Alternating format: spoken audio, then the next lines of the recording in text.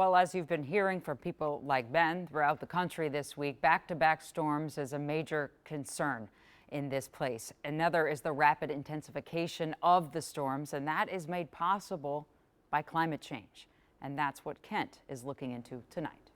Yeah, Jana, this chart behind me helps illustrate the concern. Not only did Milton go from a tropical storm to a Category 5 hurricane in just 48 hours, most of that happened in just this 24-hour span. That's the third fastest growth of any Atlantic hurricane. And to understand how things can escalate that fast, experts say, look at what's happening beneath the surface. The sheer size and scope of Hurricane Milton is now so obvious that it can be seen from space. But experts say it's the speed that it grew that is truly breathtaking. It has dropped 50 millibars in 10 hours. I apologize. This is just horrific. Hurricane specialist John Morales has gone viral not only for his emotional reaction while watching the storm intensify, but also for his frank explanation for it. I mean, the seas are just so incredibly hot. Record hot, as you might imagine. You know what's driving that. I don't need to tell you. Global warming, climate change. The warming that we are seeing is entirely human-driven. John Abraham is a professor of thermal sciences at the University of St. Thomas who spent years working with oceanographers to track how global warming has caused an explosive rise in ocean temperatures. Think about the energy of a Hiroshima atomic bomb that ended World War II. 6 times that every second for the entire year.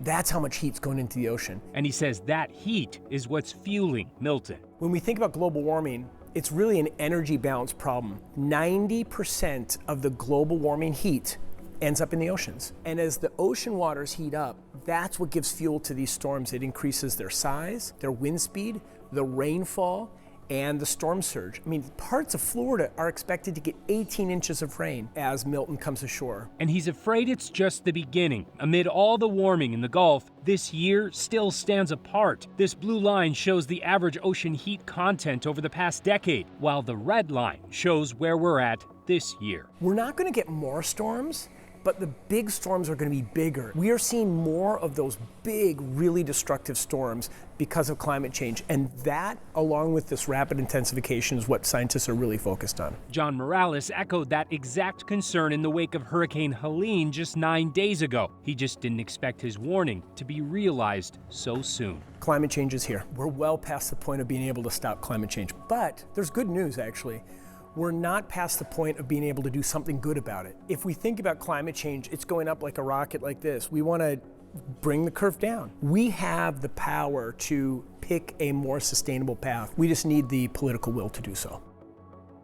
Now, in the meantime, no matter how people feel about climate change, the bigger, more frequent disasters clearly carry a cost. Last year, the U.S. saw a record 28 storms that were beyond $1 billion, such as hurricanes, tornadoes, and floods. And for context, early estimates for Hurricane Helene alone puts damage above $10 billion.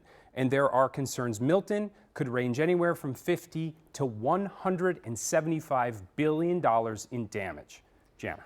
Yeah, and I think people are getting lost in maybe their own silos, fighting on the internet over does FEMA have this money or that money. But when you're talking about billions of that magnitude and this happening year after year, somehow we're going to have to address this.